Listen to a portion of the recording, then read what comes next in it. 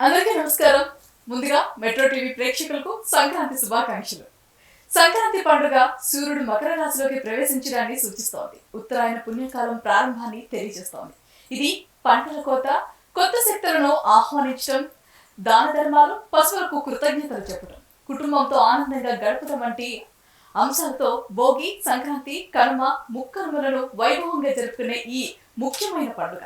ఈ 4 రోజుల పండుగకు సంబంధించిన మరిన్ని విశేషాలు చేబిఎం కిరణ్ శర్మ గారు ఇవాళ మనతో పాటు మన స్టూడియోలో ఉన్నారు. వారిని అడిగి మరిన్ని వివరాలు తెలుసుకునే ప్రయత్నం చేద్దాం. గురుగారు నమస్కారం. నమస్తే అన్న. అఖండ ఐశ్వర్యవతి భవ. ముందుగా మీకు సంక్రాంతి శుభాకాంక్షలు. థ్యాంక్స్ అమ్మా. మీకు మన ప్రేక్షకులందరికీ కూడా సంక్రాంతి శుభాకాంక్షలు. కార్యక్రమాన్ని ప్రారంభించే ముందు ఒక చక్కటి శ్లోకంతో ఇవాళ కార్యక్రమాన్ని ప్రారంభిద్దాం. తప్పకుండా తల్లి, తప్పకుండా. ఓం శ్రీ గురుభ్యో నమః. హరి ఓం. లక్ష్మీం క్షీరసముద్రరాజతనయాం శ్రీరంగదామేశ్వరీం దాసీభూత సమస్తదేవవనితాం లోకైకదీపాంకురాం శ్రీమన్మందకటాక్షలబ్ధైభవత్ బ్రహ్మేంద్ర గంగాధరాం త్వాం త్రైలోక్యకుటుంబినీం సరసిజాం వందే ముకుంద ప్రియాం. ధన్యవాదాలు గురుగారు. గురుగారు, సంక్రాంతి ప్రతిసారి మనం క్యాలెండర్లో చూసో లేకపోతే గూగుల్ సెర్చ్ చేసో మనకు సంక్రాంతి పండుగ ఒక తేదీ అనేది తెలిసిపోతుంది. కానీ ఇక్కడ ఒకలాగా అక్కడ ఒకలాగా అసలు సంక్రాంతి పండుగ ఎప్పుడు ఏ తేదీన వస్తుంది అనే ఒక సందేహం ప్రతి ఒక్కరిలో నెలకొంది. ఊర్లకు వెళ్ళాలి అనుకునే వాళ్ళకి, లీవులు కన్ఫర్మ్ చేసుకోవాలి అనుకునే వాళ్ళకి ఇది ఒక పెద్ద సందేహంగా మారింది. అసలు పండుగ ఏ తేదీన వస్తుంది మీ మాటల్లో? ఒకటి, ఇక్కడ మనము సూడో నాస్తికులకి ఒక అవకాశాన్ని కలిగిస్తున్నాం. సనాతన ధర్మాన్ని మనమే గందరగోళాన్ని సృష్టించుకొని జనాలకి ఏం చెప్తున్నామనే విషయం లేదు. ఇక్కడ నేను ప్రేక్షకులకు ఒక విషయం చెప్పదలుచుకున్నాను. నేను సార్ మీరే జ్యోతిష్కులు కదా, మరి మీరే అలా అంటే మరి పరిస్థితి ఏమిటి అంటే, జ్యోతిష్కులు 2 రకాలు. ఒకటి ఫలిత జోషం చెప్పేవాళ్ళం మేము, అంటే ఫలితాన్ని చెప్పేవాళ్ళం. అంటే సపోజ్ ఉదాహరణకి మీ జన్మచక్రం ఉంది. మీ జన్మచక్రంలో లగ్నం ఏమిటి, పంచమ స్థానం, దశమ స్థానం, నవమ స్థానం, కుటుంబ స్థానం, వ్యయ స్థానం, ఇవన్నీ కూడా మేము చెప్పే ప్రయత్నిస్తాం. ఇటువంటి ప్రయత్నంలో ఈ దీన్ని ఏమంటారంటే ఫలిత జ్యోతిష్యం అంటారు. అంటే జ్యోతిష్యం 2 రకాలని చెప్పాను కదా. ఒకటి ఫలిత జ్యోతిష్యం, రెండవది వచ్చేసి మనకి సిద్ధాంత భాగం. సిద్ధాంత భాగం means nothing but mathematical information. అంటే లిప్తలు, భాగము, ఘడియలు, విఘడియలు, అంటే నథింగ్ బట్ డిగ్రీస్. అంటే రవి ఏ డిగ్రీలో ఉన్నాడు, ఏ చంద్రుడి నుంచి ఎన్ని డిగ్రీలో ఉన్నాడు. తిథి అంటే ఏం లేదు, అందరు కన్ఫ్యూజ్. అంటే చంద్రుడికి రవికి ఉన్నటువంటి డిస్టెన్స్నే తిథి అంటాం. నథింగ్, వేరే ఏం లేదు. తిథి అంటే ఒక time duration of the moon. 24 గంటలు ఒక తన ప్లేస్లో ఉండి మళ్ళీ మారుతాడు. అలా మారుతున్నప్పుడు పాడ్యమి, విధియ, తదియ, చవితి, అమావాస్య, పౌర్ణమి, పాడ్యమి, విధియ ఇట్లా మనకి వెళ్తుంది. నథింగ్ బట్ తిథి అంటారు దాన్ని. తిథి అంటే time duration of the moon అనేది చెప్తున్నారు మీకు, అంటే ఈజీ క్యాలిక్యులేషన్ కోసం. అలా సిద్ధాంత భాగం అనేది మ్యాథమెటిక్ ఉన్నప్పుడు జ్యోతిష ఫలితశాస్త్రం వేరు. మాకు సిద్ధాంత భాగం మాకు రాదు. అంటే ఒక పంచాంగాన్ని రాసిన వ్యక్తిని పంచాంగంలో చూసి ఈ పంచాంగంలో ఈ తిథి ఇంతవరకు చెప్పగలుగుతాం మేము. మరి ఇక్కడ 2 సిద్ధాంత భాగాలు, సిద్ధాంతాలు 2 రకాలైపోయినాయి. ఇది దాదాపు ఒక 10 ఏళ్ల నుంచి కూడా ఎక్కువైపోయింది.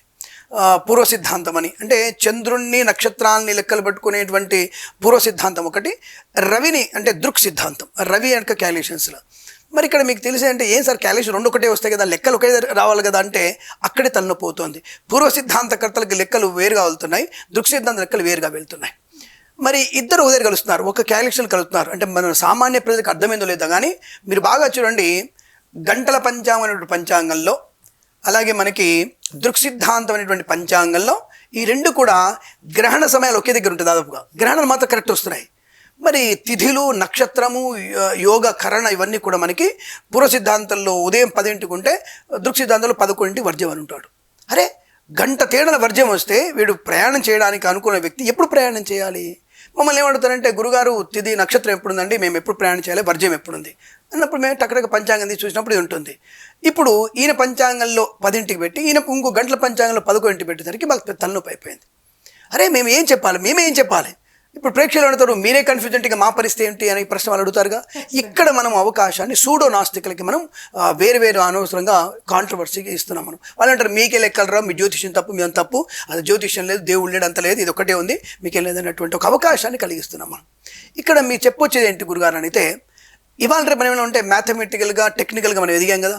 ఇప్పుడు మీరు గూగుల్ క్రోమ్లోకి వెళ్ళండి, గూగుల్ క్రోమ్ అందరూ వెళ్ళండి, నథింగ్ బట్ విత్ యాంకర్తో సహా, అమ్మాయితో సహా మీరు అందరూ గూగుల్లోకి వెళ్ళి when the sun moving into Capricorn తెలుగులో అయితే రవి సంక్రమణం, మకర రాశి సంక్రమణం సమయం అని కొట్టండి మీరు అందరూ. ఏఐని వాడండి, చాట్‌జీపీటీ వాడండి, నో ప్రాబ్లం. ఏం తెలుస్తుంది మీకు చూడండి. ఎగ్జాక్ట్లీ మీకు 14వ తేదీ మధ్యాహ్నం 3:07 లేదా 3:15 something near by the time చూపిస్తుంది ఖచ్చితంగా. మరి మీరు టెక్నాలజీ వాడదాం అంటారు. కొంతమంది అంటారు మీలాంటి కంప్యూటర్లు వాడి జాతకం చెప్పేవాళ్ళు తలనొప్పి అయిపోయింది. అంటే అంతకుముందు ఈ పూర్వ సిద్ధాంతకర్తలని ఈ సిద్ధాంతకర్తలని భాగాలు వేరువేరుగా లేరు, వాళ్ళు ఇద్దరు కలిసి కూర్చొని మాట్లాడుకునేవాళ్ళు. ఇక్కడ నేను ఒక విషయం చెప్తున్నాను, ఇది పిడపర్తి వారి పంచాంగమే. క్లారిటీ మీకు, ఇది పిడపర్తి వారి పంచాంగమే. ఇదేం పంచాంగం అమ్మా? గంటల కింద ఏముంది? ఎక్కడుంది? ఇదా పిడపర్తి వారి పేరు అంటే రెండు పైన ఎక్కడే రాసింది? రెండు సేమే ఉన్నాయి, పిడపర్తుల వారిగా. అవును. ఈ రెండు పిడపర్తి వారి పంచాంగాలు సోదరులు వీళ్ళు, అంటే అన్నదమ్ముల పిల్లలు వీళ్ళిద్దరు. దీంట్లో పండగ మకర సంక్రాంతి పండగ 14వ తేదీ అని చెప్పారు. ఓకే. ఈయన అంటే వీరు పెద్దవాళ్ళని గౌరవించాలి, వీరు 15వ తారీఖు సంక్రాంతి అని చెప్పారు. ఎందుకు సంక్రాంతి 15వ తారీఖు వచ్చింది అనే విషయంలోకి వస్తే 14వ తేదీ రాత్రి 8:00 తర్వాతనే మకర రాశిలోకి రవి సంక్రమించాడని చెప్పేసి వీరు చెప్తున్నారు. దీనివల్ల రాత్రిపూట మకర సంక్రమణం అయితే మర్నాడు మాత్రమే సంక్రాంతి ఉంటుంది, అది శాస్త్రం చెప్పింది ఖచ్చితంగా. మరి వీరు 14వ తేదీ మధ్యాహ్నం 3:07 ప్రారంభమవుతుంది కాబట్టి మకర సంక్రమణ అయిపోయింది కాబట్టి ఆ రోజు మధ్యాహ్నం నుంచి సాయంత్రంలో మనం మకర సంక్రమణ పుణ్యస్నానం చేయమని చెప్తున్నారు. దీనికి తోడు ఈ పంచాంగంలో కుప్పవారి పంచాంగం ఇది. దీంట్లో కూడా మీకు మకర సంక్రమణం 14వ తేదీ మధ్యాహ్నం అని చెప్పబడింది. అంటే ఇప్పుడు నేను వీళ్ళని చూపించి నేను కాంట్రవర్సీలు తప్పించట్లా, నేను కాంట్రవర్సీ క్రియేట్ చేయట్లేదు, మీరు ఎవరైనా తప్పుగా భావించుకోవద్దు. వీళ్ళు శృంగేరి ఆస్థాన పీఠాధిపతులు అని చెప్పుకుంటారు, ఒక ఆయన కంచి పీఠాధిపతులు, కంచి మేము ఆస్థాన సిద్ధాంతకర్తలు చెప్తారు. ఈ ఆస్థాన సిద్ధాంతకర్తల్లో నేనేది ఒక సంస్కృత పాండిత్యం ఉన్నటువంటి వ్యక్తిని. కరెక్ట్గా మీరు అంటే జ్యోతిష్యం తెలియనట్టు వాళ్ళని, అంటే సంస్కృత పండితులు అంటే పూర్ణ కలశంగా ఉన్నటువంటి సంస్కృత పండితులతో జ్యోతిష్య పరిచయం లేని వాళ్ళని కూర్చోబెట్టి ఈయన ఒక సూత్రం చెప్తాడు, సంస్కృత శ్లోకం చదువుతాడు, మనకు అర్థమైతే అవ్వదు. ఆయన ఒక శ్లోకం చదువుతాడు, అది అర్థమైతే అవ్వదు. అది కరెక్ట్, మాలాంటి వాళ్ళకి అది కరెక్ట్ అనిపిస్తుంది, ఇది కరెక్ట్ అనిపిస్తుంది. ఏది కరెక్ట్ అనేది ఒక మీమాంసలో సరైనటువంటి వివరణ ఇస్తే బాగుంటుంది. మరి ఇప్పుడు ఏం చేశారు సార్ అంటే the government of Telangana, government of Andhra Pradesh రెండు కూడా టీటీడీస్ కానీ, శ్రీశైల దేవస్థానం కానీ, అలాగే బెజవాడ కానీ ఇంకా అన్నీ కూడా మనకి రైట్ మీకు పండగ 14 సాయంత్రమే మనకి సంక్రాంతి కాబట్టి 15వ తారీఖు సంక్రాంతి, 16వ తారీఖు కనుమ, 17వ తారీఖు ముక్కనుమ. ఇప్పుడు ఇక ప్లస్ పాయింట్ జనాలకి ఏమైంది, అమ్మయ్యా మనకి హ్యాపీగా 14వ తారీఖు సెలవు వచ్చేసింది, 15, 16, 14, 15, 16 సెలవు, తర్వాత శని ఆదివారం సెలవు వచ్చేసాయి, 1 వీక్ కంటిన్యూగా మనం ఎంజాయ్ చేయొచ్చు. ఎంజాయ్ చేయడానికి పండగ కాదు, పండగ ఎంజాయ్ చేసేది కాదు. సంక్రమణం అనేటువంటి పుణ్యకాలం ఏంటంటే పితృదేవతలకు తర్పణము పిండ ప్రదానం చేసేది, అసలు పొత్తళ్ళు ఇచ్చేది, వాళ్ళకి పొత్తళ్ళు ఇవ్వాలి, వస్త్రాలు చూపించాలి. ఇవన్నీ కూడా వదిలిపెట్టి సంప్రదాయబద్ధమైన పండగ కేవలం ముక్కకి చుక్కకి సంబంధించింది కాదండి. తప్పుగా అనుకోదు ఈ మాట మాట్లాడేందుకు, అది మనం సంతోషపడాలని ఆనందపడడానికి కాదు. పితృదేవతల్ని పూజించి మొదటి రోజున భోగి రోజున ఉదయం భోగి మంటలు వేసి సాయంత్రం పిల్లలకి భోగి పళ్ళు పోసి మా సంక్రాంతి పండగ పర్వదినాన నదీ స్నానం, జీవనది స్నానం చేసి తర్పణాదులు వదిలిపెట్టేసి పిండ ప్రదానం చేయాలి. ఆ తర్వాత మనం భోజనం చేయాలి. ఇది సంప్రదాయం, ఇది సంస్కృతి. దీన్ని వదిలిపెట్టి మనం 3-4 రోజులు ముప్పొద్దులు తిందాం, జంతికలు తిందాం, చక్రాలు తిందాం, అప్పచ్చులు వేసుకుందాం, కర్జికాయలు తిందాం, ఏటను కోద్దాం, మేకను కోద్దాం, కోడిని కోద్దాం. ఇది కాదండి పండగ. పండగ వీటితో పాటుగా మీరు పితృదేవతలను పూజించే ముఖ్యమైన పండుగ, దాన్ని విచ్ఛిన్నించాలి. అందుకు నాకు కోపం వస్తుంది. నేను ఆవేదన ఏంటంటే ఎప్పుడు చేసుకోవాలి పెద్దవాళ్ళకి అనే విషయంలో నేను సందిగ్ధావస్థ నెలకొని నాకు ఇబ్బంది అవుతుంది. మీరు అడగొచ్చు ఇప్పుడు మరి ఇంతకు ఏ పండుగ ఏ రోజు అంటారని, అంతే కదా. ఇప్పుడు మీరు అడిగే ప్రశ్న అదొకటే ఉంటుంది. ఇంతకు మీరేమంటారు పండగ అంటే ఏ తేదీన సంక్రాంతి వస్తుంది? నేను ఒకటే చెప్తాను. నేను ఇప్పుడు మీరు అందుకే అన్న కదా మనం మ్యాథమెటికల్గా ఎదిగాం కదా ఒక కంప్యూటర్ అనేది జాతకాలు చెప్పేది, మీకు ఏ జాతకాలు చెప్పేది నేను చెప్పే జాతకాలు తేడా ఉంటుందండి. ఆర్టిఫిషియల్ ఇంటెలిజెన్స్ చెప్పే జాతకం వేరు, నేను చెప్పే జాతకం వేరు. అదంతా దానికి మనం కోడింగ్ ఇస్తాం నవమంలో రవి ఉంటే, కానీ ఆ రోజునటువంటి గ్రహస్థితి, ప్రశ్న, ఆ రోజునటువంటి ఒక వాసన, అంటే వాసన అంటే ఏంటి, నా దగ్గరకు వచ్చినటువంటి వ్యక్తి యొక్క వాసన అంటే మంచిగా ఉందా చేదుగా ఉందా వాసన చూసి ప్రశ్న ప్రకారంగా గోచార ప్రకారం ఆ రోజు వ్యతిపాత యోగ కరణాన్ని బట్టి ప్లస్ జాతకాన్ని 5 రకాలు 7 రకాలుగా పరిశీలించి చెప్పే జాతకం వేరు. ఏ అనేది కొంతనే తీసుకుంటుంది కాబట్టి నేను లెక్కల వరకు మాత్రం ఏం తీసుకోండి. ఇప్పుడు ఈ ఆర్టిఫిషియల్ ఇంటెలిజెన్స్లో మీరు కొట్టినప్పుడు ఖచ్చితంగా మీరు 14వ తేదీ మధ్యాహ్నం 3:07 లేదా 3:15 చాట్‌జీపీటీ కానీ 2 కొట్టి చూడండి. మీరు ఇది అబద్ధం అయితే మాట్లాడదాం. ఇది మకర సంక్రమణ 14 తారీఖు వస్తుంది. సో నా అంచనా ప్రకారంగా, నేను చెప్పే పద్ధతి ప్రకారంగా 14/1/2026 మాత్రమే మనకి సంక్రాంతి పండగ. ఆ రోజు మాత్రం మీరు పొత్తళ్ళు ఇచ్చుకోవాలి, ఆ రోజు స్నానం చేయాలి. ఇది ఖచ్చితంగా జరిగేటువంటి అవకాశం. ఇది జరుగుతుంది, ఇలా జరగాలి. కానీ అందరూ కూడా డిక్లేర్డ్, అందరు వెళ్ళిపోయారు హ్యాపీగా, అందరు పండుగలు వెళ్ళిపోయారు, పబ్బాలకు వెళ్ళిపోయారు, they are already enjoying the moment. 15 తారీఖు సంక్రాంతి అని డిక్లేర్ అయిపోయారు. ఇప్పుడు మనం చెప్పిన చెవిటి వాడి ముందు శంఖ ముదినట్టు అవుతుంది. ఒకవేళ నేను పూర్వ సిద్ధాంతకర్తలను అవమానించట్లేదు. మీరు గ్రహణానికి మాత్రం 2 కలుస్తున్నారు అంటే, గ్రహణం అంటే వస్తుంది రవి నుంచి లెక్క పెట్టుకోవాలి. గ్రహణం రవి గ్రహంతో లెక్క పెట్టుకోవాలి. అలా లెక్క పెడితేనే మీకు గ్రహణం వస్తుంది. ఇక్కడ గ్రహణం దగ్గరికి ఇద్దరు ఒకటే అవుతున్నారు. ఇది దురు సిద్ధాంతం, దృక్ సిద్ధాంతం. మిగతా వాటి మాత్రం మాది గ్రేటు పూర్వ సిద్ధాంతం, మాది గ్రేటు దృక్ సిద్ధాంతం అని ఇద్దరు కూడా బిగ తీసుకొని కూర్చున్నారు. ఇప్పుడు మనం ఎవరిని కరెక్ట్ అనాలనే విషయంలో ప్రేక్షకులే గమనించుకోవాలి. మీరు చాట్‌జీపీటీ ద్వారా పండుగ చేసుకుంటారా, ఏ ద్వారా పండుగ చేసుకుంటారా, మీ చాయిస్. నా విషయం మాత్రం 14వ తేదీ మకర సంక్రమణ, ఇందులో సందేహం లేదు. మకర సంక్రమణ 14 తారీఖే. 14 తారీఖు సంక్రాంతి, 13 భోగి, 14 సంక్రాంతి, 15 కనుమ, 16 ముక్కనుమ. ఇది కాదంటే నేను చేసేదేం లేదు. దయచేసి మీరు నిర్ణయించుకోండి. మేము గంటల పంచాంగం వాడతాం, వాడండి. నేను దృక్ సిద్ధాంతం వాడతాను, వాడండి. No problem. మీరు ఏదనుకుంటారో చేయండి. హాయిగా పండుగ జరుపుకోండి. పెద్దలకు మాత్రం తప్పకుండా తర్పణాలు వదిలిపెట్టుకొని వారు మోక్షానికి కారణం అవ్వండి. అలా వారు తృప్తిపరచండి. మీ పిల్లలు మీరందరూ కూడా సుఖంగా సంతోషంగా కోరుకుంటూ శుభమస్తు. అలాగే గురుగారు, సూర్యుడు ఏ రాశిలోకి ప్రవేశించడాన్ని మకర సంక్రాంతి అని అంటారు. అండ్ అలాగే అసలు సంక్రాంతి అంటే ఎలా జరుపుకోవాలి? ఇప్పుడు ఇప్పుడున్న సిచ్యువేషన్ ఏంటంటే కైట్స్ ఎగరేయటం, తిన్నామా ఉన్నామా అందరు గ్యాదర్ అయ్యారా అనే వేలో వెళ్తుంది. అసలు పాతకాలంలో సంక్రాంతి అంటే ఎలా జరుపుకునేవారు? ఎట్టి పరిస్థితుల్లో సంక్రమణ మధ్యాహ్నమైనా అంటే సూర్యాస్తమయం లోపైనా సరే తప్పకుండా ఆ రోజు నదీ స్నానం చేయాల్సిందే. మనకు సాయంత్రం సూర్యాస్తమయం లోపైందంటే మాత్రం ఖచ్చితంగా దానికి 5 గడియల ముందు, అంటే మనకు 5 గంటల ముందు 5 గంటల తర్వాత వరకు సంక్రమణం ఉంటుంది. ఒక్కొక్కసారి ఉదయం వస్తే సంతోషం. సంక్రమణ సమయంలో రవి సంక్రమిస్తున్నటువంటి ఆ 15 నిమిషాల కాలంలో 15 నిమిషాలు, అరగంట, గంట, దాదాపు ఒక 5 గంటల వరకు ఉంటుంది. ఆ సమయంలో స్నానం చేస్తే చాలా మంచిది. ఎందుకు ఆ సమయంలో స్నానం చేయాలి అంటే, సమస్త దేవతలు అంటే మనకున్నటువంటి 3 కోట్ల మంది దేవతలు కూడా ఆ సమయంలో వాళ్ళు నదీ స్నానం ఆచరిస్తారు. ఇక్కడ చాలామంది ప్రశ్న అడుగుతారు, చాలా తెలివైన వాళ్ళు మన ప్రేక్షకులు. ఏమంటే దేవుళ్ళు కనపడతారా? కనిపిస్తారు. నువ్వు ఎంత పుణ్యం చేసినావో, నీ నాన్న, మీ తాత, మీ ముత్తాత పుణ్యం చేసి దేవుడు కనపడతాడు. లేదా ఇంకొకసారి కనపడతాడు దేవుడు. నువ్వు అకృత్యాలు చేసి నికృష్టమైన పనులు చేస్తూ దేవుడు కనపడతాడు. ఎలా కనపడతాడు? మరణం ద్వారా కనపడతాడు. అదే మనకి పితృదేవతలు కనుక పుణ్యప్రాప్తి కలిగిస్తే ధనముతో, సంతోషముతో, మంచి భార్య, మంచి భర్త, మంచి పిల్లలు, మంచి చదువు, మంచి విజ్ఞానం, సరిపడిన ధనాన్ని ఇస్తాడు. అక్కడే దేవుడు కనపడడం అంటే అది అర్థం. నీకు ప్రత్యక్షం దేవుడు నువ్వు ఎంత పుణ్యం చేశావని. మండుతున్నటువంటి సూర్యుని చూడడానికి నీ కళ్ళు సరిపోవు. మిట్ట మధ్యాహ్నం మధ్యలో కళ్ళు ఓపెన్ తెచ్చుకొని 10 నిమిషాలు చూడలేవు నువ్వు దేవుణ్ణి. సహస్ర సూర్యమండలవర్తి ఆయన, 1000 సూర్యులతో సమానం ఉన్నటువంటి ఆయనని నువ్వు చూడగలిగేటువంటి ధైర్యం నీకుందా?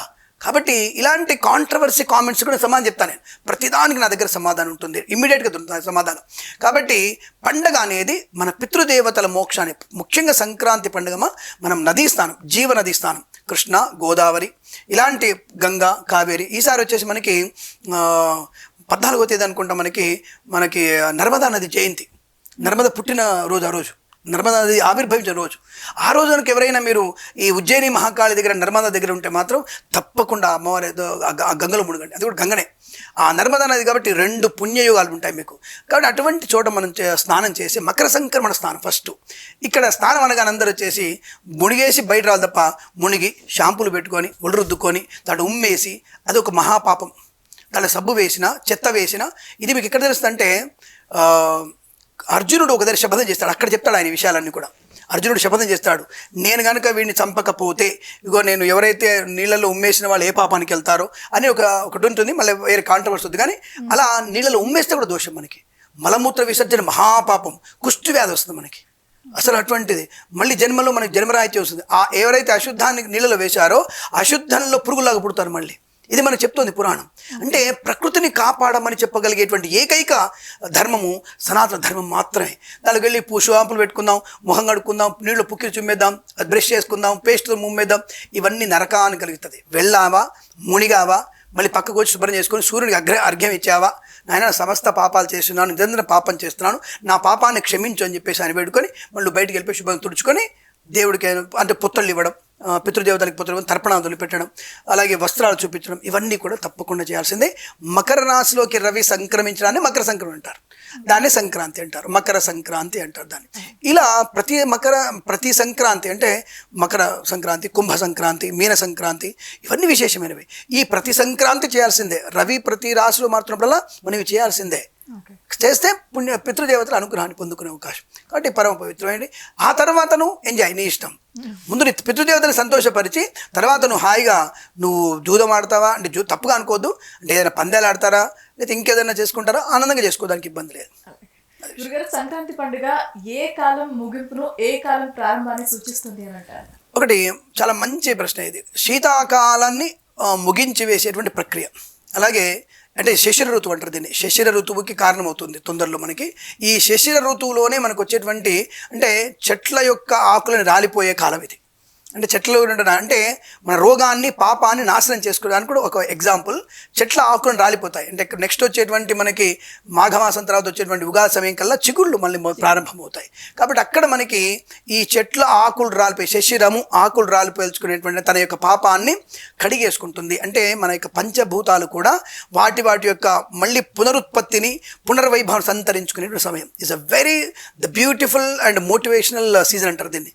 కాబట్టి ఇటు చలి, మంచు, సూర్యుడు కొడితే సుర్రమంది అవుతుంది మనకి. అంత మధ్యాహ్నం పూట ఎండ ఎక్కువ ఉంటుంది, దాహం కూడా బాగా వేస్తుంది మనకి నక్షత్రానికి వెళ్తే. అది మళ్ళీ సాయంత్రం కల్లా మళ్ళీ మంచు, మళ్ళీ చల్లదనం.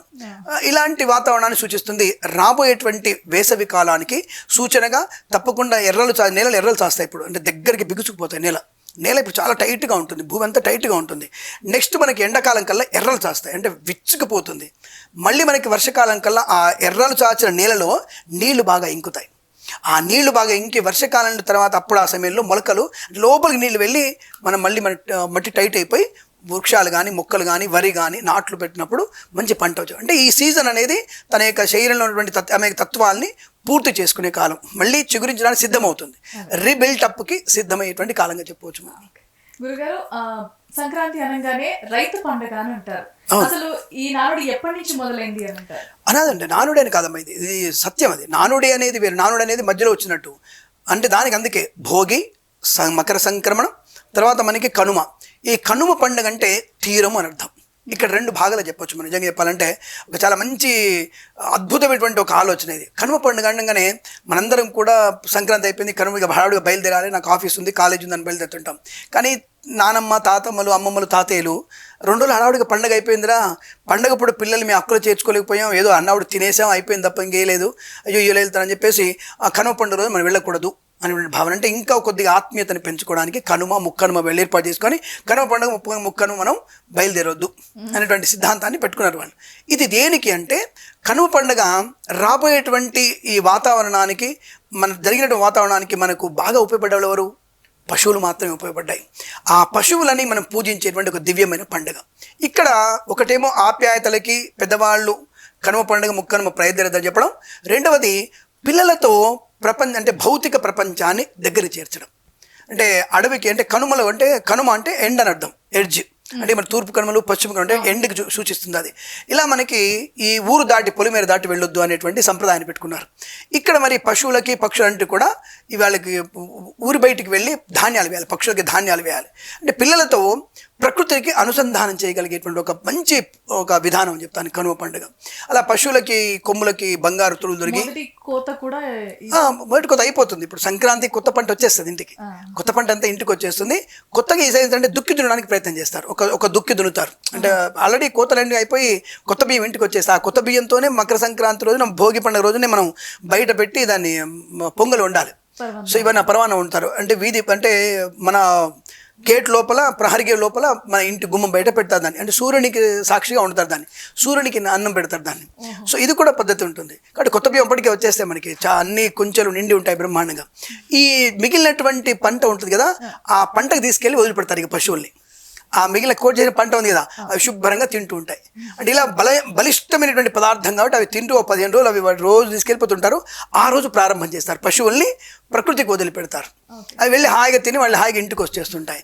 అంటే ఇలా భౌతికమైనటువంటి ఆప్యాయతల్ని పంచుకోవడానికి, పశువులను పూజించడానికి, పిల్లలకి ప్రకృతిని చూపించడానికి ఉన్నటువంటి ఒకే ఒక ముఖ్యమైనటువంటి పండుగ సంక్రాంతి పండుగ మాత్రమే. ఆ తర్వాత వచ్చేది ఉగాది మనకి.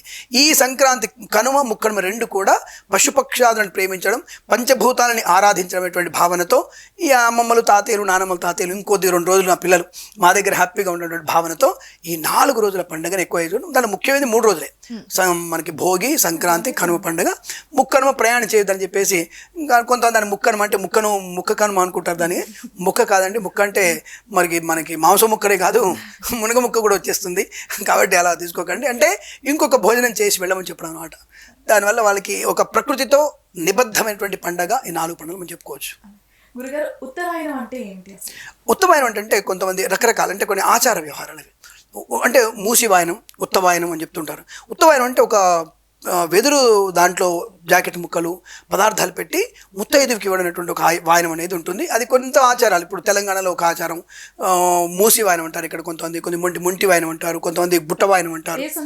అంటే ఇది సంక్రాంతి రోజే. అంటే కొంతమంది భోగి పళ్ళు భోజనం ఇస్తారు, కొంతమంది సంక్రాంతి పెద్దలకు చూపించిన తర్వాత సాయంత్రం మళ్ళీ పెట్టుకొని ఆ సాయంత్రం. అంటే ఇక్కడ బాగా గుర్తుపెట్టుకోవడమా, గ్రామాలు ఎలా ఉండాలంటే ఇప్పుడున్నటువంటిగా పక్కింట్లో జరిగితే కూడా ఈ పక్కింటోడు పట్టించుకోడు. పక్కింట్లో శవం ఉంటే కూడా వీడు శుభ్రంగా వండుకొని తింటున్నాడు. నిజం చెప్పాలంటే ఆ గ్రామంలో ఎవరైనా చనిపోతే ఆ గ్రామస్తులందరూ కూడా ఇంట్లో పొయ్యి ముట్టించరిగా, అంటే మంట పెట్టరు. ఆ ఇంట్లో ఉన్నటువంటి పార్థివ దేహం వెళ్ళిపోయిన తర్వాతనే అప్పుడు ఇల్లు ప్రతి ఇంట్లో శుద్ధి చేసుకొని భోజనం చేస్తారు. అప్పుడు వంట వండుతారు. పిల్లలకైనా సరే, పిల్లలకు కూడా పాలు కాచిస్తారు తప్ప వాళ్ళకి ఏది పెట్టరు. అంటే మురుమురాలు అంటారు, కొంతమంది తెలంగాణ బొంగులు అంటారు, అవి కలిపి పెడతారు తప్ప పిల్లలకి వంట వండరు. అది సంప్రదాయం. ఇంట్లో ఆ గ్రామంలో శవం ఉంటే మనం ఎలా వండుకొని తింటాం? దానికి ముస్లిమ్స్ కానీ క్రిస్టియన్స్ కూడా దానికి వండుకొని వాళ్ళు తప్పకుండా వాళ్ళు పాటిస్తారు. అంటే అందరూ పాటిస్తారు. ఇది గ్రామంలో ఉండే ఐక్యత. అదే ఐక్యత వీళ్ళు ఏం చేస్తారంటే సాయంత్రం 4 స్టార్ట్ అవుద్ది పేరెంటాడు. అంటే భోగి పేరెంటాలు అనుకోవచ్చు, మకర సంక్రాంతి పేరెంటాలు అనుకోవచ్చు. ఇక వాళ్ళు ఈ యొక్క ఆ ఇంటికి, ఆ వదిన ఈ ఇంటికి, అంటే అందరి ఇళ్లకు వెళుతూ వాళ్ళు బాగా కనిపెట్టింది ఏంటంటే ఎవరింట్లో అయినా సరే పంట తక్కువ వచ్చి ఉంటే వీళ్ళందరూ కలిసి ఏదన్నా కాని చేస్తే వాళ్ళ ఇంట్లో కూడా సమృద్ధి అయినటువంటి పంటని అప్పచెప్తారు. అంటే వాళ్ళ బాగు కొనడానికి బాగా చూసేవాళ్ళు. అంటే కొంచెం వస్తాయి కదా, బాగా ఒడ్లు నిండిపోతుంటాయి కదా, ఎవరింట్లో తక్కువగా ఉంటే అయ్యో ఇంట్లో తక్కువ ఉంది కాబట్టి మనందరూ ఏదో ఒకటి చేసేసి పండగ అని చెప్పేసి ముత్తైదువుగా నీకు ఇస్తానని చెప్పేసి ఆవిడకి బస్తాలు వడ్లు ఇచ్చేయడం. అంటే పరోక్షంగా వాళ్ళ ఇంట్లో అందరూ సమానంగా ఉండాలి, అందరూ సమృద్ధిగా ఉన్నటువంటి ఒక భావన అనాది కాలంలో ఉంది. అందుకే ముత్తైదులందరూ కూడా సాయంత్రకాలు అందరూ వెళ్ళేసి వదిన ఏం కూర, వదిన ఏం చెట్టు, మీ చెట్టుకు విగురొచ్చింది, మీ చెట్టు కాయ కాసింది అని అంతా అబ్జర్వ్ చేయడం. ఇది మనం అసూయగా చూసుకుంటాం తప్ప అప్పట్లో వీళ్ళకి సమృద్ధిగా ఉందా లేదా, మనం ఎలా సహాయం చేయొచ్చు. డైరెక్ట్గా ఇస్తే తీసుకోరప్పుడు, కానీ ఇండైరెక్ట్గా అందరు కలిసి ముచ్చట పెట్టుకొని పలాని వదినకి ఇబ్బందిగా ఉన్నట్టుంది, మనకు కనబడింది, నాకు మనం 2 చీరలు ఇద్దాం, 3 చీరలు ఇద్దాం, లేదంటే బియ్యం పంపిద్దాం, అంటే ఏదో రకంగా పండగ కారణం చెప్పుకొని ఇచ్చేయడం. అంటే అందరము సంతృప్తిగా ఉన్నటువంటి భావన అప్పట్లో ఉన్నటువంటి వ్యక్తిత్వం. దీనికోసమని పేరెంటాలు ఎక్కువ ఉండేది. వాళ్ళు 4 మొదలు పెడితే 9 వచ్చేవాళ్ళు. ఇంట్లో మొగుడికి ఏంటంటే పొద్దున జంతికలు చేసాక చక్రాలనేగా, ఆ చక్రాలు తినేసాయి, పొద్దున జొన్నట్టు ఉంది కదా జొన్నట్టు తినేసాయి. వాడు బాబా అదే తింటాడు వాడు. మొగోడికి ఆ రోజు నాకు చెప్పండి పస్తే. కానీ వీళ్ళు వెళ్ళి ప్రతి ఇంట్లో ఈ అబ్జర్వ్ చేయడం అనేది నాకు చాలా మంచి అనిపించింది. ఇప్పట్లో అసూయ, అబ్బో మొదలకి బాగానే ఉంది, 4 తులాలు ఉంది, 10 తులాలు ఉంది, 10 ఎకరాలు ఉంది, 10 కుంచెలు నిండాయి అనే నెగిటివ్కి వచ్చేసాం మనము. ఇంట్లో పక్కింట్లో శవం ఉంటే కూడా మనం అన్నం వండుకొని తింటున్నాం, అంతటి దౌర్భాగ్యానికి వచ్చాం మనం. అంటే ఇది సంప్రదాయం. అంటే ఒకళ్ళు బాధలో ఉన్నప్పుడు మనం హాయిగా వండుకొని తినేది కాదు, ఇది మన గ్రామాల్లో చూసి నేర్చుకోవాలి. కాబట్టి ఇటువంటి పండుగలన్నీ కూడా ఇటువంటి తత్వాన్ని మనకి బోధిస్తాయనే విషయాన్ని మనం గుర్తుంచుకోవాలమ్మా. అందుకే మూసి వాయనాలని, మొంటి వాయనాలని, వస్త్ర వాయనాలని, చీర వాయనాలని, గాజుల వాయనం అని రకరకాలు పెట్టుకుంటారు. సో అది మనకు బాగా కనపడుతూ ఉంటుంది. గురుగారు, భోగి మంటలు అనుకున్న అంతరార్థం ఏంటి అంటారు? చక్కటి ప్రశ్న. అంటే ఇక్కడ 2 రకాలు చెప్తాను నేను. భోగి మంటలు అన్నప్పుడు మనకి వాతావరణాన్ని, వచ్చేటువంటి వాతావరణం అంటే చలి వాతావరణం వెళ్ళిపోతూ మనకి వేసవి వాతావరణం వస్తుంది. వేసవి వాతావరణానికి తట్టుకునేట్టుగా మన శరీరాన్ని దానికి మార్చుకోవడం, రూపుదిద్దుకోవడం. అలాగే రెండవది ఈ భోగి మంటలంటే మనకున్నటువంటి సమస్త దరిద్రాలని పోగొట్టుకోవడం. అంటే లక్ష్మీదేవిని ఆహ్వానిస్తూ దరిద్ర దేవతని బయటికి వెళ్ళగొట్టడం. అలా అని చెప్పేసి మీరు టైర్లు వేస్తున్నారా, మీకు 2 రకాల దరిద్రాలు ఉంటాయి. టైర్లు వేసినా, చెత్తలు వేసినా, చెత్త తగలబెట్టినా మీకు 2 రకాల దరిద్రాలు వస్తాయి. ఒకటి లంగ్స్లో అనేటువంటి భూతం, ఒకటి లంగ్స్లో పడుతుంది, లంగ్స్ క్యాన్సర్ వస్తుంది. క్లారిటీ ఇదేంటండి మంచి చెడు చెప్తున్నారు, ఇలా చెప్తే మీకు అర్థమవుతుంది. రెండవది దాంట్లో టైర్లు వేసి పొగ పెడితే పొల్యూషన్ వల్ల మనకి కళ్ళు తొందరగా దెబ్బతింటాయి. ప్రకృతిలో మంచు కూరుతుందిగా, ఇప్పుడు ఆ మంచు మందంగా తయారవుతుంది. పొగమంచు ఎలా ఉంటుందంటే మన బండి వెళ్తే వెళ్ళిపోతుంది పక్కకి, కానీ ఇప్పుడు వెళ్ళట్లా, స్థిరంగా ఉండిపోతుంది రోడ్ల మీద. ఎందుకు అంటే పొల్యూషన్తో కూడుకున్నటువంటి మంచు అది. దానివల్ల మీకు ప్రమాదం ఏర్పడే అవకాశం ఉంటుంది. దానివల్ల ఏమవుతుంది, పశువులకి ప్రమాదం. పశువులు లేనప్పుడు మనకి పంట కూడా ఉండదు. పశువులు లేని ఊళ్ళో పంట ఉండదు. ఇది క్లారిటీ. అంటే 2 రకాల రోగాన్ని కలిగిస్తున్న విషయాన్ని గమనించుకోండి. కాబట్టి మనం ఏం చేయాలి, ఇప్పుడు మన ఇంట్లో ఒకప్పుడు టేకు కర్రలు, టేకు మంచాలు ఇరిగిపోయి ఉండేవి, వాటిని వేసేవాళ్ళు. మోదుగ కర్రలు వేయాలి, మోదుగ కర్రలతో వేయాలి. మోదుగ కర్రలు, టేకు కర్రలు, జువ్వి, మర్రి, మేడి, ఈ కర్రలన్నీ కూడా వేసేసి అవన్నీ దగ్గరగా ఒక కుప్పగా పోసి దాన్ని ఆవు నెయ్యితో వేసి వెలిగించాలి. ఇది ఎందుకు అంటే ఆవు నెయ్యితో వేసినటువంటి ఈ యొక్క హోమ ధూమం అంటే పొగ. హోమం అంటే ఒక రకంగా అందరు చేసుకునే హోమం ఇది. ఈ హోమంలో నవధాన్యాలు వేస్తారు, నవధాన్యాలు, కాస్త రాగి పైసలు, ఇవన్నీ వేస్తారు. అంటే మోదుగ, రావి, మర్రి, జువ్వి, మేడి, జమ్మి, వీటితో చేసినటువంటి హోమం వల్ల ఆవు నెయ్యి వేసినప్పుడు ఈ ధూమం పైకి వెళ్ళిపోయి మేఘాడంబరం ఏర్పడుతుంది, అంటే గట్టి మేఘం ఏర్పడుతుంది. దీనివల్ల వచ్చే వేసవి కాలంలో సముద్ర జలాన్ని స్వీకరించినటువంటి ఆ మేఘము ఈ నెయ్యితో ఉన్నటువంటి పొగ వల్ల గట్టిపడుతుంది. బాగా గట్టిపడి కదలికలతో ఎప్పుడైతే మనకి వర్షాకాలం ప్రారంభమవుతుందో ఆ వర్షాకాలంలో సమృద్ధి అయినటువంటి శుభమైనటువంటి వర్షాలు పడతాయి. ఇది ఈ కాలుష్యమైనటువంటి పొగ వల్ల ఇది మనందరం చేసుకునే హోమం. అంటే సమస్త జనాలు చేసేటువంటి భోగి మంటలు ఇవి. భోగభాగ్యాల్ని పొందుకోవడానికి ఈ రకమైన, అంటే పరోక్షంగా భోగభాగ్యాలు. పంటలు బాగా వస్తే బ్రహ్మాండంగా ఉన్నట్టుగా, అందుకే రైతు బాగా ఉంటే మనం బాగుంటుంది. ఇక్కడే ఎంత వర్షాలు పడితే అంత బ్రహ్మాండంగా ఉంటుంది. కాబట్టి ఇలా 2 రకాలైనటువంటి భావనతో భోగి మంటలు వేసుకోవడం, దానివల్ల మంచి ప్రయోజనాన్ని పొందుకునేటువంటి సూచిస్తుంది భోగి పండుగ. కొన్నిలో మనం చూస్తున్నాం, ఇప్పుడు సోషల్ మీడియాలో ట్రెండ్ ఎక్కువైపోతుంది. భోగి మంటలు అనగానే పాతసామాన్లు ఏమైనా ఉంటే వేసేయండి అన్నప్పుడు పాత మనుషులు కూడా ప్లాస్టిక్, నవారు, ఇవన్నీ బట్టలు కాల్చడం. మీరు చెప్తున్నా కదా, ఈ కర్రలు తప్ప, ఆవు నెయ్యి తప్ప మీరు ఏదేసినా మనకి దరిద్ర దేవత మన ఇంట్లో కూర్చుంటుంది. అది మీరు ఈ ఛానల్ ద్వారా మనం చెప్పగలిగితే కనీసం ఒక 10 మంది మారినా మనం మార్పును స్టార్ట్ చేసినట్టే. అది విషయం. గురుగారు, చిన్నపిల్లలకి భోగి పళ్ళు పోస్తారు. ఏ దేవుడు ఆశీస్సుల కోసం భోగి పళ్ళు పోస్తారు అని అంటారు? సూర్యనారాయణమూర్తి ఆశీస్సులే. స్పష్టంగా మనకి సూర్యనారాయణమూర్తి ఆశీస్సులు అంటే ఒక రకంగా విష్ణుమూర్తి ఆశీస్సులు. ఏ దేవుడు అనేది లేదు, శివ కేశవులకి భేదం లేదు కాబట్టి శివుడి యొక్క అనుగ్రహం కూడా ఉంటుంది. ఇక్కడ భోగి పళ్ళు ఎందుకు పోస్తారు అన్న విషయంలో అంటే సి విటమిన్ తక్కువగా ఉంటుంది ఇప్పుడు ప్రతి వ్యక్తిలో కూడా. ఈ కాలంలో ప్రతి వ్యక్తికి సి విటమిన్ చాలా తక్కువగా ఉంటుంది. రెండోది B12 డెఫిషియన్సీ కూడా ఎక్కువ ఉంటుంది. ఈ B12 డెఫిషియన్సీ కూడా ఈ కాలంలో ఎక్కువగా ఉంటుంది. కాబట్టి ఈ 2 కాలాల్లో ఉన్నటువంటి ఈ డెఫిషియన్సీ పోగొట్టడానికి మనకి పిల్లల్లో ఫస్ట్ మనం పోసేటువంటి భోగి పళ్ళు ఉంటుంది. ఎప్పుడైతే మన ఇంట్లోకి, మీరు బాగా గుర్తుపెట్టుకోండి, సపోజ్ మన ఛానల్లోకి ఎవరైనా ఒకళ్ళు మంచి రేగి పళ్ళు తెచ్చారనుకోండి, పచ్చగా ఎర్రగా ఉన్న పళ్ళు తినగానే మీకు ఏమనిపిస్తుంది అంటేనే టక్కు నోట్లు వేసుకో అనిపిస్తుంది. షూటింగ్ ఉంది, ఒక 2 నిమిషాలు చెప్పి నోట్లు వేసుకొని గబగబా నవిలి మింగేసి రైట్ పక్క వచ్చేస్తాం. అది సూపర్ సి విటమిన్. అది అసలు ఎంత సి విటమిన్ అంటే అది ఇమీడియట్గా 40 మినిట్స్లో మీకు సి విటమిన్ ఎక్కువ ఇంప్లాంట్ అవుతుంది లోపల బాడీలోకి. ఇటువంటి సి విటమిన్. అది B12 కూడా అంతే. దాంట్లో B12 కూడా అది బదరీ ఫలం అంటారు దాన్ని, బదరీ ఫలం. అది సూర్యుడి నుంచి మాత్రం ఎక్కువ పండుతుంది. అది సూర్యుని వల్లనే పండుతుంది. సూర్యకిరణాల వల్ల కూడా B12 చర్మం B12 కూడా మీకు అద్భుతంగా లోపలికి వచ్చే అవకాశం ఉంటుంది. కాబట్టి 2 రకాల సి విటమిన్ B12ని మనం తీసుకోగలిగే ఉన్న ఏకైక పండు అదొక పండు. రెండోది చెరుకు రసం. ఈ టైంలో చెరుకు రసం కూడా బ్రహ్మాండమైనటువంటి బలాన్ని కలిగిస్తుంది మనకి చెరుకు రసం కూడా. దాంతో పాటుగా B12కి మరొక్కటి ముఖ్యమైనది తెల్ల నువ్వులు, నల్ల నువ్వులు. తెల్ల నువ్వులు అద్భుతమైనటువంటి బెల్లముతో కలిపిన తెల్ల నువ్వులు ఈ టైంలో ఎవరైతే తింటున్నారో అద్భుతంగా B12 వచ్చేస్తుంది మీకు. ఇది క్లారిటీ. మీకు ఆ ట్యాబ్లెట్లు వేసుకున్న ఈ ట్యాబ్లెట్ అవసరం లేదు. బెల్లం వల్ల ఐరన్ కూడా వస్తుంది. అంటే మన శాస్త్రంలో ఎంతటి వైద్యం ఉందో ఆలోచించండి. అది చెప్తున్నాను మీకు నేను. మీరు ప్రధానికే ఒక ట్యాబ్లెట్ మింగేస్తాను, ట్యాబ్లెట్ వేసుకుంటాననే కన్నా ఒరే బెల్ల నువ్వులు తినే శుభ్రంగా అని చెప్తున్నాం కదా మనం, రేవు పళ్ళు తినేసి అని చెప్తున్నాం కదా. ఇది విషయం. భోగి పళ్ళు వేసే విషయానికి వద్దాం మనం.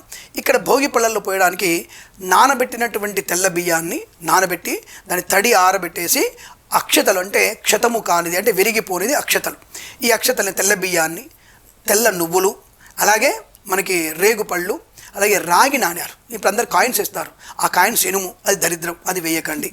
రాగినాలు లేకపోతే కాయిన్స్ వేయకండి. రాగినాలు ఉంటే రాగినాలు వేయండి. సత్తు బిళ్ళలు అసలు వేయదు. సత్తు అనేది దరిద్రానికి మూల కారణం. సత్తు బిళ్ళలు వేయదు, రాగి నాణ్యాలు మాత్రం వేయాలి. అలా నాణ్యాలు వేసుకున్న తర్వాత తప్పకుండా మనం ఈ పిల్లలకి అందరు కలిపి వచ్చిన ఆడవాళ్ళందరూ కూడా మంగళహారతి పట్టి పిల్లలకి అందరి మీద వేస్తూ ఉంటారు. దీనివల్ల ఇమ్మీడియట్గా మనం అనుకున్నాం రేగిపళ్ళు దాదాపుగా 10 ఏళ్ల పిల్లల లోపలందరూ కూడా రేగిపళ్ళు కనబడగానే వాళ్ళ అమ్మ నాన్న పక్క చూస్తూ వెళ్ళి మెల్లగా రేగిపళ్ళు తీసుకొని నోట్లో పెట్టుకుంటాడు. గ్యారెంటీ చూడండి మీరు ఎవరైనా సరే, ఈవెన్ దో 18 ఏళ్ళ అమ్మాయి అబ్బాయి అయినా సరే వాడు నోట్లో పెట్టుకుంటాడు. ఎందుకంటే అవి ఆ టైంలో అవి అట్రాక్ట్ చేస్తాయి. తినేస్తాడు కంపల్సరీగా. ప్లస్ తెల్ల నువ్వులు, తెల్ల బియ్యం కూడా తింటాడు వాడు. తెల్ల బియ్యం వల్ల వాడికి మానసిక పరిపూర్ణత, చంద్రుడి యొక్క అనుగ్రహం ఉంటుంది. తెల్ల నువ్వుల వల్ల B12 బాగా ఉంటుంది. వాడు 2-3 దిన తర్వాత వాడికి ఆరోగ్యం బ్రహ్మాండంగా ఉంటుంది. కాబట్టి దానికి టేస్ట్ అలవాటు పడతాడు. మర్నాడు ఎక్కడ రేపు అవి తింటూ ఉంటాడు వాడు. అంటే ఒక అలవాటు చేయడానికి కాదు. కాబట్టి దాని మీద వేయడం వల్ల బదరీ నారాయణుడు అంటారు, అంటే రేగుపళ్ళని. ఆ బదరీ నారాయణ అనుగ్రహాన్ని పొందడానికి, శనేశ్వరుడి యొక్క పరిపూర్ణ అనుగ్రహాన్ని పొందడానికి, చంద్రుడి యొక్క అనుగ్రహాన్ని పొందడానికి ఇవన్నీ కలిపి పిల్లల మీద రేగుపళ్ళు పోతారు. దానివల్ల వారికి విద్య, మానసిక అనుకూలత, వైద్య సంబంధించిన అనుకూలత పొందుకునేటువంటి అదృష్టం కలుగుతుంది. దానికోసమే భోగి పళ్ళు వస్తుంది. ఇది సైంటిఫిక్గా ఒకటి, అలాగే ట్రెడిషన్గా ఈ రెండు అనేకమైన దానిలో మిళితమై ఉన్నాయండి. మన పండుగలు ఏది కూడా తూతు మంత్రంగా ఏదో చేసేసామన్నట్టుగా ఉండదండి. దీంట్లో అంత లోపలగా విశేషాలు ఉంటాయి. అది తెలుసుకుంటే మీకు మంచిది, దానివల్ల మంచి ప్రయోజనం ఉంటుంది. అందరూ కూడా భోగి పళ్ళు పెద్దవాళ్ళు కూడా పోసుకోవచ్చు, ఇబ్బంది ఏం లేదు అన్న విషయాన్ని చెప్పడమే భోగి పళ్ళు యొక్క విశేషమైనటువంటి అర్థం. గురుగారు, భోగి రోజు భోగి, సంక్రాంతి, కర్మ ఇవంటనే కూడా మొత్తంగా పిండి వంటలు ఎక్కువగా చేసుకుంటూ ఉంటారు. కానీ భోగి రోజు ఏ పిండితో చేసుకున్న వంటకాలు తింటే శుభం అంటారు? మొదటి రోజు మనకి బియ్య పిండితో చేసినటువంటి ఇంపార్టెంట్, బియ్యము తెల్ల నువ్వులతో చేసినవి. రెండవ రోజు శనగపిండి, బియ్యము, గోధుమ పిండితో చేసినటువంటివి. అంటే నాలుగవ రోజు కర్జకాయలు, బెల్లం, అంటే తీపి పదార్థాలు మనం 3వ రోజు తినాలి. మొదటి రోజు కాస్త చంద్రుడి యొక్క ప్రభావం కనుక జీర్ణశక్తి బాగుంటానికి అమ్మ ఏమీ లేదు. మొదటి రోజు బియ్య పిండి ఎందుకంటే చంద్రుడి యొక్క అనుగ్రహంతో జఠరాగ్ని బాగా పనిచేస్తుంది. జఠరాగ్ని బాగుంటుంది కాబట్టి మర్నాడు తింటంగా ఇక బ్రహ్మాండంగా ఎక్కడ మనం యాట నాటు అన్నీ కట్ చేసి మనం మొత్తం తినాలి కదా, దానికి మన జఠరాగ్ని బలంగా ఉండాలి కదా. కాబట్టి మర్నాటికి శనగపిండి వంటలు, ఇంకా మాంసం ఇవన్నీ కూడా తినే అవకాశం ఇంట్లో ఎక్కువగా ఉంటుంది. ఎందుకంటే పెద్దవాళ్ళకి కూడా కొన్ని ఆచారంలో వాళ్ళు మాంసం పెడుతుంటారు. అదే అంటే ఇక్కడ తినాల్సినటువంటి ప్రక్రియ ఇది. మన వాళ్ళు మన నానమ్మ తాతమ్మ పోగనేస్తే ఫస్ట్ కజ్జికాయలు ఇచ్చేస్తారు. నాన్న తినరా, కజ్జికాయలు బాగున్నాయిరా. వాళ్ళ తీయగానే శుభ్రంగా నోట్లో పెట్టుకొని ఫస్ట్ అటెంప్ట్ స్వీట్తో స్టార్ట్ అవుతుంది. కాబట్టి ప్రతిరోజు స్వీట్ తిన్నా ముఖ్యంగా తినాల్సినటువంటి చంద్రుడి యొక్క ప్రభావం భోగి రోజు, శని, గురుడు, బుధుడి యొక్క తత్వం రెండవ రోజు, మళ్ళీ మనకి మూడో రోజుకి కేవలం శుక్రుడు ప్రభావం ఉన్నటువంటి పదార్థాలు తినమని శాస్త్రం చెప్తోంది. మనందరూ అంటే సాధ్యం కాదు. ఇప్పుడు వాళ్ళు అంటే మనకి చింతపండు పులుసు చేస్తారు, ముక్కల పులుసు చేస్తారు, బ్రహ్మాండంగా ఉంటుంది. అది చింతపండు పులుసు మీరు తినడం లేదో, గుజ్జు పులుసు అంటారు దాన్ని, అద్భుతంగా ఉంటుంది. అది ఫస్ట్ రోజే పెడతారు మాకు. అంటే అలాంటివి అక్కడ జిహ్వ చాపల్యాన్ని అన్ని పదార్థాలు తినవచ్చు మనం. కాబట్టి అంటే పద్ధతి ఇలా చెప్పారు, దాన్ని పాటించేవాళ్ళంటే పాటిస్తారు. ఎందుకంటే మాకు మకర సంక్రాంతి రోజు ఉపవాసం ఉండాలి. మనం పెద్దలకి బియ్యం ఇచ్చేంత వరకు ఉపవాసమే, నిట్టు ఉపవాసం ఉండాలి, మంచినీళ్ళు మాత్రం తాగాలి. మరి అలాంటి స్థితి కూడా రెండో రోజు కదా. అందుకని రెండో రోజుకి ఎక్కువ ఆకలి అవుతుంది కాబట్టి బ్రహ్మాండంగా అందరూ పెద్దలకు బియ్యం పొత్తలు ఇచ్చిన తర్వాత శుభ్రంగా భోంచేస్తారు. పంచభక్ష పర్వణాలు భోంచేస్తారు వాళ్ళు. అదనమాట. గురుగారు, సంక్రాంతి అనగానే మనకి హరిదాసు, బసవన్న ఇవన్నీ గుర్తుకొస్తూ ఉంటాయి. హరిదాస్ తల మీద పెట్టుకునే దాన్ని ఏమని పిలుస్తారు అని అంటారు? ఒకటంటే గోపాదము అంటారు, దాన్ని గోపాదం అని చెప్పుకుందని అంటారు. దాన్ని హరివేణం కూడా అంటారు, దాన్ని హరివేణం కూడా అంటారు. హరివేణం అంటే అంటే 2 రకాలు ఉంటుంది. ఒకటి ఆచమనే పాత్ర, ఒకటి దాన్ని కూడా హరివే అంటారు. గోపాత్ర అంటారు, దాన్ని గోపాద పాత్ర కూడా అంటారు. ఇటువంటి హరిదాసులకి దానం కాదు ఇవ్వడం, మనం విష్ణుమూర్తిని ఆవాహన చేయడం. మనమే యాక్చువల్గా చెప్పాలంటే ఆయన దగ్గరికి వెళ్ళాలి. కానీ ఆయన మన ఇంటికి రావడం వల్ల లక్ష్మీ కటాక్షం కలిసి చెప్పి హరిదాసు ఇంటికి రమ్మంటాం, మనమే వెళ్ళి తీసుకొచ్చుకుంటాం. అలా తీసుకొచ్చుకొని ఆయనకి ఇవ్వాలి. ఆయనకి సరిపడే ధాన్యాన్ని మనం ఏదో దోషుడు బియ్యం పోసినట్టు కాదు, మనం ఆయన సరిపడేటువంటి ఆ కుటుంబానికి సరిపడేటువంటి ధనము కానీ ఇవ్వగలిగే అవకాశం ఉంటే మన గ్రామంలో ఉన్నటువంటి అందరూ కూడా ఇస్తే ఆయనకి ఆ సంవత్సరం పాటు అదే. అది యాచక వృత్తి. యాచకం అంటే అడుగు తినడం కాదు, అది స్వామివారి నామస్మరణ చేస్తూ పొద్దున అందరు లేపుతాడు ఆయన. హరి గోవింద గోవింద అంటూ ఆయన స్వామివారి ప్రతిరోజు చేయాలి. ఆయన చేసి సంక్రాంతికి మాత్రం ఆయన సరిపడేటువంటి సంవత్సరానికి సరిపడేటువంటి ధాన్యం, సరిపడే ధనము, కూరగాయలు ఆయనకి ఇవ్వాలి మనం. అది హరిదాసు యొక్క ముఖ్య లక్షణం. ఏదో తూతూ మంత్రంగా ఇప్పుడు ఏదో భాగ్యనగరంలో శిల్పారామంలో పెట్టేసి హరిదాసు చూపించి దానం దాంట్లో బియ్యం అని చెప్పేసి చూపించుకునే స్థాయికి దిగజారిపోయాం. హరికథలు పోయినాయి. ఆయన హరికథ చెప్పాలి, ప్రతిరోజు ఆయన హరికథ చెప్పాలి. అంటే సమాజాన్ని చైతన్యపరిచే స్థితి ఎవరిదంటే హరిదాసుడి. మరి ఆ హరిదాసుడు హరికథలు పోయినాయి, బుర్రకథలు పోయినాయి. అంతే చెప్తా, నామమాత్రపు స్థాయికి వచ్చేసాం మనం. సో ఆ హరిదాసుని మనం ఎంతగా మనం ఆయన్ని పూజించగలిగితే, ఆయన ఎంత కాపాడగలిగితే మన సంస్కృతి అంత బాగా ఉంటుంది. కాబట్టి ఆయనకి మనం పీల్చుకొచ్చి మనం ఆయనకి దానం చేయాలి, అది విశేషం. ముగ్గురు మధ్యలో గొబ్బెమ్మలు పెడతాం, ఏ దేవతకి సంకేతం అంటారు? ఒకటి ఇక్కడ లక్ష్మీ ప్రీతి. అదేంటండి పెంట లక్ష్మి అంటే, అసలు లక్ష్మీదేవి ఉందే గోవులో పృష్ఠంలో ఉంటుంది అమ్మవారు. గోవులో పుష్టభాగాన్ని అమ్మవారు ఉంటుంది. కాబట్టి గోవు పేడకి మాత్రం అంత విశిష్టత ఉంటుంది కాబట్టి గుడిలో కూడా లక్ష్మీదేవి ఎక్కడైనా అనిపిస్తే వెనక నుంచి ఇలా దండం పెట్టి వెనక నుంచి పుష్టానికి దండం పెట్టుకోవాలి. అంటే పుష్టం అంటే వెనుక భాగానికి దండం పెట్టుకోవాలి. ముందు భాగానికి యమధర్మరాజు ఉంటాడు, అక్కడ ఆయన పెట్టుకోవద్దు. దండ వేయాలి, ఆయనకి దండ వేయాలి, అని చేయాలి కానీ ప్రదక్షిణ చేయాలి, కానీ ఆయనకి తల దగ్గర దండం పెట్టవద్దు, పుష్టం దగ్గర దండం పెట్టాలి. కాబట్టి గోపేడ అనేది లక్ష్మీప్రదమైంది అనే విషయాన్ని గుర్తుంచుకోవచ్చు. సంక్రాంతి రోజున నువ్వులు మరియు బెల్లం తినడం వల్ల వచ్చే ప్రయోజనాలు ఏంటి? ఇందాక చెప్పుకున్నాగా B12 ఎక్కువగా వస్తుంది దానివల్ల. రెండోది ఏంటంటే శనేశ్వరుడి యొక్క అనుగ్రహాన్ని పొందడానికి, శుక్రగ్రహ అనుగ్రహాన్ని పొందడానికి. అంటే జాతక ప్రకారంగా శుక్రశనుల యొక్క అనుగ్రహం బాగా ఉంటే ధనం ఉంటుంది, అంటే మంచి ఆరోగ్యము, మంచి యశస్సు ఉంటుంది, వాక్చాతుర్యం బాగా ఉంటుంది. కాబట్టి శుక్ర శని సంబంధించినటువంటి పదార్థం కాబట్టి అది తినడం వల్ల మనకి అనుకూలమైన పరిహారం అంటే శుభయోగాలు బాగా పొందుకోవచ్చు. చెప్పే కదా B12 మీకు రావాలంటే తెల్ల నువ్వుల ఉండలు బాగా తినండి, అంతే సింపుల్. ఈ సంక్రాంతి రోజు 3 రోజులు ఉదయం మధ్యాహ్నం సాయంత్రం ఈ 4 రోజులు తినండి, 12 ఉండలు, హ్యాపీగా మీకు B12 ఫుల్గా వచ్చేస్తుంది, నో డౌట్. కనుమ రోజున ప్రధానంగా ఏ జంతువుని పూజిస్తారు? ఒకటి ఏంటంటే చాలామంది ఆవును పూజిస్తారు అనుకుంటారు. ఆవుతో పాటు ముఖ్యం పూజ ఎద్దుల్ని పూజించాలి. అంటే బుల్ పూజ ఇవాళ అంటే ఎద్దును పూజించాలి. అలాగే మనకి ఎద్దును పూజించాలంటే గేదెలు బర్రెలు అంటారు కదా, అక్కడ అన్నిటిని పూజించారు. ముఖ్యంగా పూజించి మనకి వ్యవసాయానికి ఉపయోగపడేటువంటి వాటిని, అంటే దుక్కి దున్నడానికి ఏది ఉపయోగపడుతుంది, ఎద్దులు ఉపయోగపడుతుంది. కాబట్టి ఎద్దుల్ని ప్రథమంగా పూజించాలి మనం, నందీశ్వరుని పూజించాలి, అది విషయం. తర్వాత మీరు గేదెల్ని బర్రెల్ని ఆవుల్ని అన్నిటినీ మీరు పూజించవచ్చు, నో ప్రాబ్లం. ఫస్ట్ పూజించాల్సింది ఎద్దుల్ని, అది తప్పకుండా. గురుగారు, అసలు కనుమ రోజు ఎలాంటి క్రీడలు ఆడాలి అని అంటారు? ఒకటే నిజం చెప్పాలంటే పేకాట కూడా ఆడవచ్చు, అది శాస్త్రంలో ఉంది. పేకాట ఉంది, దాంట్లో పేకాట ఉంది, అంటే అది శాస్త్రంలో చెప్పబడింది పేకాట. అలాగే మనకి పచ్చీస్ ఉంటుంది, గవ్వలతో చేసేటువంటి పచ్చీస్ ఉంటుంది, అది ఆడొచ్చు. పేకాట కూడా ఉంది, జూదంలో పేకాట కూడా ఉంది. అంటే అప్పుడు ఉండేటువంటి పేకాట వేరు, ఇప్పుడు ఉండేటువంటి పేకాట వేరు, బట్ పేకాట ఉంది, లేదని చెప్పడానికి లేదు. కాబట్టి జూదం అనేది సంప్రదాయబద్ధమైంది అయినా దాన్ని మనం వక్రీకరించి కోళ్ల పుంజుల్ని పండాలు పెట్టేసి కత్తులు కట్టి విషయం పెట్టేటువంటిది, అది కొద్దిగా జీవహింస అనేది ఎక్కడ చెప్పబడలేదు. జూదం ఆడొచ్చు, నువ్వు పచ్చిస్ ఆడొచ్చు, ముఖ్యంగా ఇవే. అయితే ఇక్కడ ఇంకొక విశేషం ఏంటంటే ఎద్దుల పోటీలు కూడా ఉన్నాయి, అప్పటి నుంచి ఉన్నాయి, అనాది నుంచి కూడా. ఈ గోపాలందరూ కూడా తప్పకుండా ఎద్దుల పోటీలు ఉన్నాయి. కోడి పందాలు ఎక్కడ లేవు, అప్పట్లో కోడి పందాలు అసలు లేవు అక్కడ. ఇక్కడ కూడా కేవలం ఎద్దుల పందాలు ఉన్నాయి. అంటే బండ్లను కట్టి, బండని మనకి తమిళనాడులో ఉంది ఇప్పుడు ఈ యొక్క జల్లికట్టు, అది ఉంది మనకి సంప్రదాయం. అందుకే తమిళనాడు కోర్టు కూడా దాన్ని వ్యతిరేకించదు. కానీ ప్రమాదం రాకుండా చూసుకోండి అని చెప్తుంది తప్ప. ఇంకా ఒక పోటీ అయిన తర్వాత ఇప్పుడు క్రికెట్ ఆడుతున్నాం, క్రికెట్లో దెబ్బ తగిలితో చనిపోయి ఉన్నారు కదా, హాకీలో చనిపోయి ఉన్నారు కదా, ఫుట్బాల్లో చనిపోయి ఉన్నారు, వాలీబాల్ చనిపోయి ఉన్నారు, అంటే అని చెప్పేసి మ్యాచ్లు ఆపలేంగా మనం. కాబట్టి ఇది జల్లికట్టు అనేది కూడా ఒక, అది యాక్చువల్గా అయితే మన సంప్రదాయం, అది మన తెలుగు వారి సంప్రదాయం. అది మనకి మద్రాసుతో ముడిపడినప్పుడు మన వాళ్ళు ఆడిన ఆటను వాళ్ళు మాత్రం స్టాండ్ బై చేసుకున్నారు, మనం మాత్రం దాన్ని ఎడ్ల పందాలు వదిలిపెట్టి పనికి వాళ్ళ కోడి పందాలకు వచ్చాం మనం. కాబట్టి ఎడ్ల పందాలు బాగా ఉంటాయి, కోడి పందాలు ఆడుతున్నారు అనుకోండి. పేకాట, జూదం ఉంది, పచ్చీస్ ఆడతారు. అలాగే మనకి గబల్దడి మన పరమపద సోపాన పట్టం ఉంటుంది ఒకటి, అది పాములు మింగుతుంటారు కదా, అది బాగా ఉంటుంది. ఇలాంటి ఆటలు తప్పకుండా ఆడమని చెప్పింది, తప్పకుండా శాస్త్రం ఆడమని చెప్పింది. ప్రతిరోజు రాత్రి 3 రోజులు రాత్రి దాన్ని ఆడమని చెప్పింది.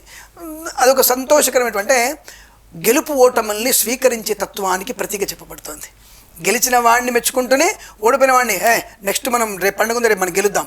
ఆ 3 సార్లు ఓడిపోయిన వాడు నెక్స్ట్ పండుగ మనదేరా, మనమే గెలిచి చూపిస్తాం అని వాళ్ళలో ధైర్యాన్ని పుచ్చుకొల్పడానికి. ఏది కూడా మన శాస్త్రంలో నెగిటివ్ ఉండదు. సరే ఈ 4 రోజులు ఓడిపోయాడు ఒకడు, వాడిని నెక్స్ట్ ఇయర్ కల్లా నువ్వు రెడీ అవ్వు, నెక్స్ట్ ఇయర్ మన పండగకి వాడిని ఓడకూడదానరా అంటే అన్నదమ్ములో పోటీ పెట్టి అన్నదమ్ములలో సామరస్యాన్ని తీసుకొచ్చేటువంటి ఒక సౌహృద్భావ వాతావరణం, అది జూదం అంటే. తప్ప ఏదో నాకు 4 కోట్లు వచ్చాయి 10 కోట్లు వచ్చాయి నేను మింగేస్తాను తినేస్తాను అనేది మాత్రం అది కరెక్ట్ కాదు, అది అలా లేదు. చివరిగా పండుగ ఎంత సంతోషంగా జరుపుకుంటామో, కానీ ఈ పండుగ కొంతమందికి అదే చివరి రోజు కూడా అయ్యే ఛాన్సెస్ లాగా కనిపిస్తున్నాయి. ఇప్పుడు మీరు చూసే ఉంటారు న్యూస్లో కానీ దాంట్లో కానీ, ఈ మాంద్యాల వల్ల చాలా మంది గొంతు కట్టయిపోయి ఇలా చాలా ఇబ్బందులు ఎదుర్కొంటున్నారు. బట్ అలా జరగకుండా మీరు ఏదన్నా మీ మాటలు చెప్పాలనుకుంటున్నారు? ఒకటి విషయం, అసలు చైనా మాంజా మనకు లేదు, మెత్తటి దారంతో పతంగులు ఎగరేసుకునేటువంటి. ఇంకోటి, అది కేవలం ఒక ప్రాంతం దగ్గర నిలబడి చేసుకునే పండుగ. ఎవరింటి మీద వాళ్ళు పతంగులు ఎగరేసి కింద పడి పిట్టగోడ మీద పడిపోయి టైర్లు మనకి అది తగిలి కరెంట్ షాక్ తగిలి చనిపోయిన పిల్లలు పండుగని ప్రమాదం చేసుకుంటున్నాం. ఇక్కడ నేను మరొకసారి చెప్తున్నాను, నేను ఏ మతాన్ని నేను తప్పుగా పట్టట్లేదు, కానీ ఇతర మతాల వారు మన పండుగలోకి జొప్పించుకు రావడం వల్ల, అంటే మాంజా తయారు చేయడం విషయం కావచ్చు, దారం విషయం కావచ్చు, ఇతర మతాల వాళ్ళు మన పండగల్లోకి, సనాతన ధర్మ పండగల్లోకి జొప్పించుకు రావడం వల్ల ఈ ప్రమాదాలు జరుగుతున్నాయి. ఒక 10 ఏళ్ల క్రితం లేదే, ఎందుకు లేదు అంటే మనకి మాంజ మనం అన్నముతో మేమే ఉన్నాం. అన్నాన్ని రుబ్బుకొని దానికి కుంకుమ కలిపి ఎర్రగా ఉండాలి కదా, కుంకుమ కలిపి మేమే దారానికి మొత్తం కట్టుకొని 2 రోజులు మాకు 2 రోజులు పట్టేది మాకు. మొత్తం దాన్ని ఎండబెట్టాలి, మళ్ళీ దాన్ని చుట్టుకోవాలి, మళ్ళీ తిప్పాలి, మళ్ళీ ఆరబెట్టుకోవాలి, మళ్ళీ చుట్టుకోవాలి, తర్వాత పతంగులు ఎగరేసుకునేవాళ్ళం. దానివల్ల ఎవరికి ప్రాబ్లం ఉండేది కాదు, ఈ 10 ఏళ్ల నుంచే చైనా మాంజ అని దాంట్లో ఇసుక పోసి సీసం పెంకులు వేసి తయారు చేసేటువంటి దౌర్భాగ్యులు తయారయ్యారు. అటువంటి మాంజాన్ని మనం కొంటున్నాం. దేనికోసం కొంటున్నావు? అది ప్రమాదాన్ని. ముఖ్యంగా పశువుల్ని ప్రేమించే పండుగ అని చెప్పుకున్నాం. ఆ పశువుల పావురాలకి, పక్షులకి, చిలకలకి, ఆ కాకులకి ఉరితాళ్ళు వేస్తున్నాం మనం. మన కొద్దిగా బుద్ధి, సిగ్గు, శరము, జ్ఞానం ఉంటే అటువంటి మాంజాతో మనం తయారు చేయకూడదు, అటువంటి మాంజా వాడకూడదు. అసలు అటువంటి దుర్మార్గుల యొక్క వస్తువులు కొనకూడదు. ఫస్ట్ ఆఫ్ ఆల్ అటువంటి దుర్మార్గుల యొక్క వస్తువులు కొనకూడదు. అది మనకి ప్రమాదం. మన పండుగల్ని ప్రశాంతంగా చేస్తోంది. దీపావళి అలాగే అవుతోంది. 10 వరకు పడవలు కాల్చుకోండి. ఎందుకు కాల్చుకుంటున్నాం? దరిద్రులు కొంతమంది అని ఆ శబ్దాలు ఎక్కువ ఉన్నటువంటి బాంబులు పెట్టేసి మన పండుగ శబ్దం వస్తుంది కాబట్టి హిందువులారా మీరు పండుగ 10 వరకు చేసుకోండి. కొనుగోలు పోయిన తర్వాత అరగంట టైం ఇస్తాడు మీకు. అలాగే పతంగులు ఎగరేసుకోవద్దు, దేవుడు పూజ చేసుకోవద్దు చెప్తారు. ధన్యవాదాలు గురుగారు. శుభమస్తు. పండుగ గురించి ఎన్నో విషయాలు మాకు తెలియజేశారు. Thank you so much for coming to our studio. All the best. అఖండ ఐశ్వర్యమస్తు. సర్వే జనా సుఖినో భవంతు. సంక్రాంతి, కనుమ, భోగి పండుగ శుభాకాంక్షలతో అమ్మాయికి అష్టైశ్వర్య సిద్ధిరస్తు. అమ్మాయికి ముందుగా అఖండ లక్ష్మి ప్రాప్తి. చాలా కాలం తర్వాత అమ్మాయితో నేను ప్రోగ్రామ్ చేసినందుకు అమ్మాయికి ధన్యవాదాలు. అందరి కెమెరామెన్స్కి మరియు ఛానల్ వాళ్ళకి ధన్యవాదాలు, శుభాకాంక్షలు స్వామి. Thank you. సో చూసారు కదండి గురువు గారు చెప్పిన విశేషాలు. సో ఇది వాటి సంక్రాంతి స్పెషల్ ప్రోగ్రామ్. మరొక ఎపిసోడ్తో మళ్ళీ కలుద్దాం. అప్పటి వరకు చూస్తూనే ఉండండి మెట్రో టీవీ. నమస్కారం.